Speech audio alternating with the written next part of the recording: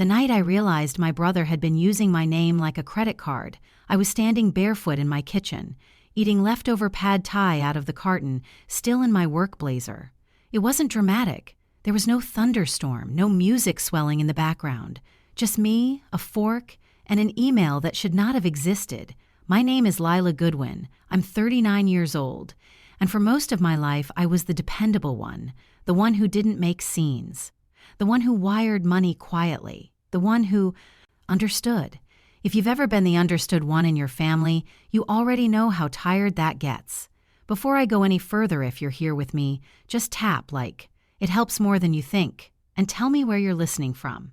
I always imagine us around one long table, women who've swallowed a little too much for a little too long. Now, that email. It came from Helena Vaughn. Subject line, quick clarification. Helena runs development at Fairmont Regional Hospital back in Ohio. We met years ago at a fundraising conference in Chicago, hiding behind a fake ficus plant to avoid a man who wanted to explain donor funnels. Instant friendship. She's sharp, dry, and allergic to nonsense. Her email was simple. Hey, Lala, just double-checking. Michael's matching pledge letter references coordination. With your office. I don't see that paperwork on your end. Am I missing something? I read it 3 times. Michael's matching pledge. Coordination with my office. I set the carton down. The noodles suddenly tasted metallic. My brother Michael, the golden child, cardiologist, white coat saint of our hometown, had apparently pledged $300,000 to match part of a cardiac equipment campaign my firm had quietly funded.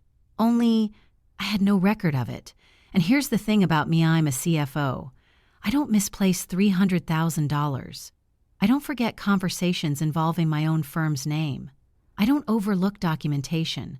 So either Helena was confused, or my brother was lying. I typed back carefully. Not aware of any such coordination. Can you forward the letter? She did. It was on hospital letterhead, signed by Michael, referencing shared philanthropic alignment with Goodwin Hartley Family Office. It even mentioned a conversation that had never happened. I laughed. Not a cute laugh. The kind that comes out when something inside you tilts sideways. Because suddenly, a lot of small things over the last 2 years began lining up like dominoes. Let me take you back. 2 summers ago, my mother, Nancy, had called me in tears. The roof was leaking. Michael had so much on his plate. Could I help? Of course I could. I wired $22,000 the next morning. Last winter, my father, Richard, needed dental surgery not covered by insurance. Michael was between bonuses. I sent $6,800. Every month for 3 years, I transferred $2,500 into what my parents called the family account. Michael was the authorized signer because, as my mother put it, he understands financial platforms better than we do. I didn't argue. I never argued. Reliable girls don't argue. We calculate. Standing in my kitchen that night, I logged into my personal transfer history. 36 months, $2,500 each month, $90,000, plus the roof, the dental, the miscellaneous emergencies, north of $125,000. I called my mother. Mom, quick question. The family account, have you been using it for bills? Oh, honey, Michael handles that. You know how your father is with passwords. Have you ever checked it? Yourself? Pause. Well, no. Should I? My stomach dropped. Did the roof get paid from that account? Of course it did. Michael showed me the receipt. Showed. Not sent. Not logged in and verified. Showed. I thanked her and hung up. Then I did what I should have done years ago. I pulled the bank records. The transfers went in like clockwork. They went out within 48 hours, not to roofing companies, not to dental clinics, to a holding account registered in Delaware. From there, sports betting, platforms, crypto exchanges, online poker sites. I sat down on the kitchen floor. There is a very specific kind of heartbreak when you realize you weren't naive. You were convenient. Michael hadn't stolen from me in secret. He'd stolen from me under the banner of filial duty. And I had signed the banner myself. The next morning, I walked into Marcus Webb's office. He handles compliance for our firm. 61, unshakable, drinks peppermint tea like it's a moral stance. Marcus, I said, closing the door.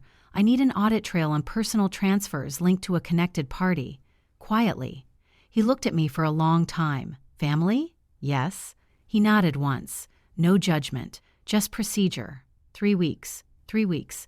The hospital gala honoring major donors was in 6. Michael was scheduled to be celebrated as a lead matching partner. I didn't tell my parents. I didn't confront Michael. Not yet. Instead, I called Lauren, Michael's wife. Well, almost ex-wife. She answered on the second ring. Was wondering when you'd call, she said. There was no hostility in her voice, just exhaustion. We met halfway between our cities at a diner off I-80. Vinyl booths.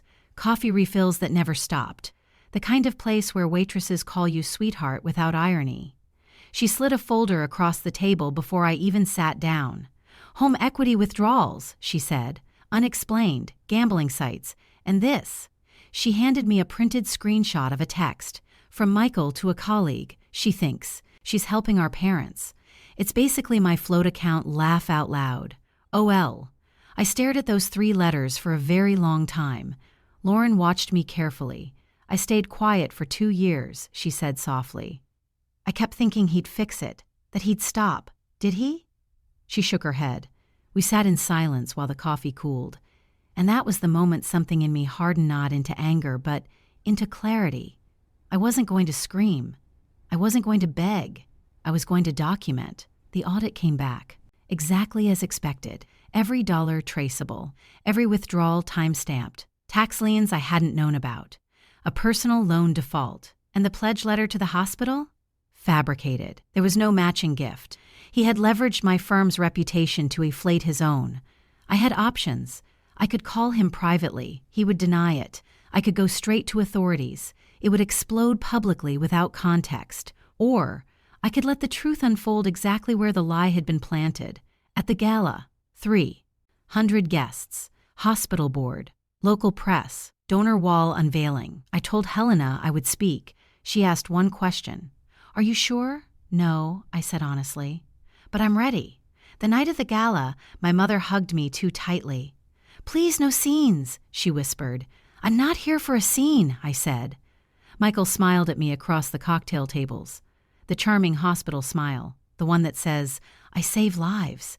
I wondered if he remembered 8th grade when he told our neighbors I only got into business school because I was good with calculators.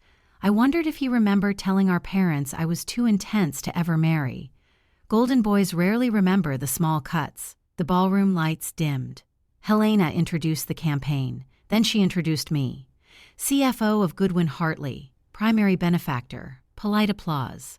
I walked to the podium in a navy dress I'd owned for years. Nothing dramatic, no revenge red lipstick, just me.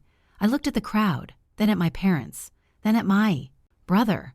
Good evening, I began. Before we celebrate generosity, I need to correct the record. You could feel the room shift. There is no matching pledge from Dr. Michael Goodwin coordinated with my firm. Our compliance department has confirmed no such commitment exists.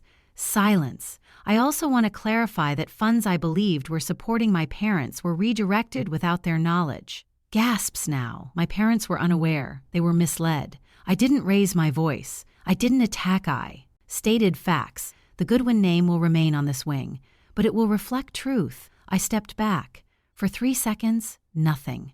Then someone near the front began clapping. It wasn't triumphant. It was steady. Michael left before the unveiling. My mother didn't. She sat frozen, eyes wide, hands clasped. Afterward, in a side hallway that smelled like champagne and lilies, Michael cornered me. You've ruined me. No, I said quietly. You did that when you wrote the letter. You're my sister. I was, I said. I'm not your cover. He didn't have a comeback. Golden boys rarely rehearse accountability. The fallout was messy. Medical board inquiry. Hospital suspension. Divorce finalized within months. My parents didn't speak to me for 3 weeks. Then my father called. I should have asked more questions, he said. It was the first time in my life he admitted anything. My mother took longer. One Sunday morning, she said, I wanted so badly to believe in him that I stopped seeing you. That hurt more than the theft, but it was honest. We rebuilt slowly, with boundaries, separate accounts, independent oversight, conversations without Michael's name in them. I didn't forgive quickly. Forgiveness isn't clearance. It's acceptance. Michael lives quietly now, License under review. Bankruptcy proceedings ongoing. We don't speak much. When we do, it's civil. I don't hate him. I just no longer fund him. And here's what I learned: this part is important.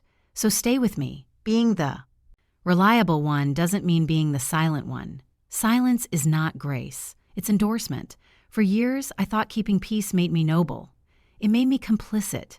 If you're sitting at a table right now swallowing words because it's easier, ask yourself who benefits from that ease. Probably not you.